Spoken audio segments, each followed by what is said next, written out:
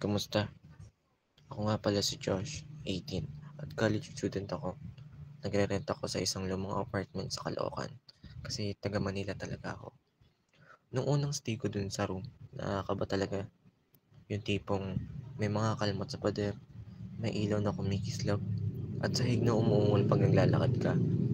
Hanggang sa nasanay na ako, kahit gusto kong umalis. Wala namang ibang apartment na paglilipatan, lahat laging puno. Hanggang sa isang gabi, hanggang nagre-review ako for our exam tomorrow, may narinig akong katok. Nagtaka ako kasi around 3 AM na at may gising pa rin. Tatlong beses lang, parang naglalaro lang.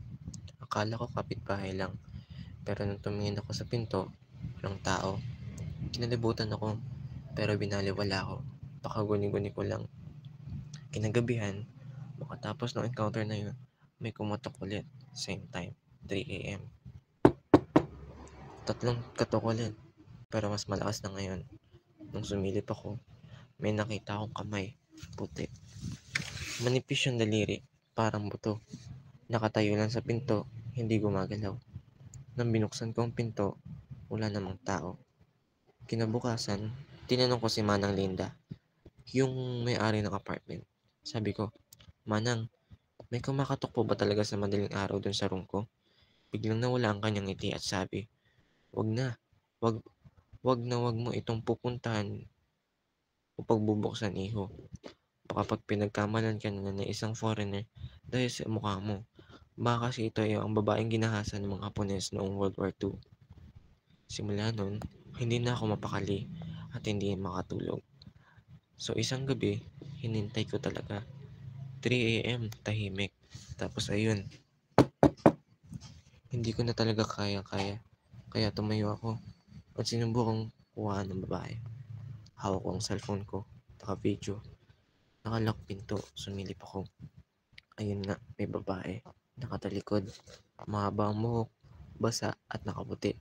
Nakatayo lang sa harap ng pinto ko, walang tunog, walang galaw, tapos dahan-dahan siyang humarap.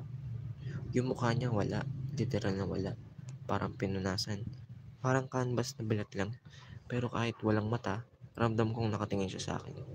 Kinabahan ako, napaatras ako, tapos bigla akong narinig sa kabilang side ng pinto. Hapunes ka ba? Hapunes ka ba? Malakas ang boses, parang galit. Tapos sumabay yung amoy-amoy bulok na tubig at kandila. Hindi ako sumagot. Tapos maya-maya, maririnig mo ulit. Hapunes ka ba? Nanginig ang kamay ko. Sinubukan kong tawagan si Manang. Hindi sumasagot. Sinarado ko ang pinto at tumingin na ako sa butas ng pinto. Wala na siya. Akala ko tapos na. Pero pagharap ko sa kwarto, yung cellphone ko naka-record kanina. Naka-record pa rin. At sa video, may ulo sa kaliwa kong paa. Ayun ata ang sumisigaw, pero hindi ko rin naman alam.